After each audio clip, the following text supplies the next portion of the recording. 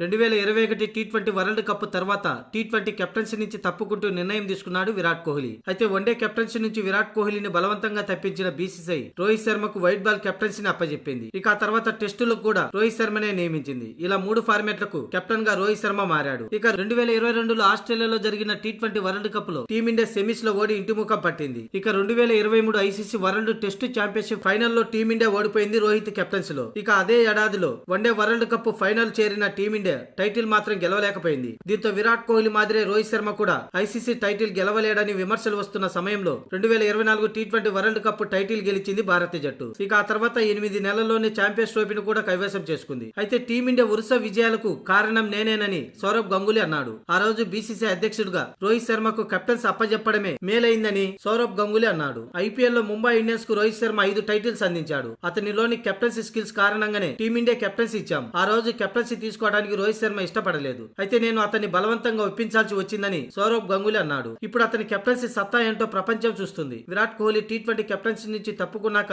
టీమిండియాను నడిపించడానికి రోహిత్ శర్మనే కరెక్ట్ అనుకున్నాను. అందుకే అందరినీ ఒప్పించి అతన్ని నాయకుడిగా ఎంచుకున్నాం. ఇప్పుడు టీమిండియా వరల్డ్ బెస్ట్ టీమ్ గా మారింది. ఎలాంటి పరిస్థితుల్లోనైనా రాణించగలమని నిరూపించింది అంటూ సౌరవ్ గంగూలీ చెప్పుకొచ్చాడు.